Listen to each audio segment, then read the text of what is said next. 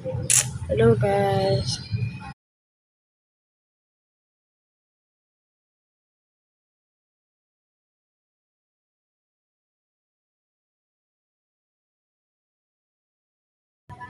So, ang sakit pala daw ng ng, ng USA. So, ito, lalabas ko siya, tapos mamaya, pagkagawa ko na. So, ayan guys, ayan o, ayan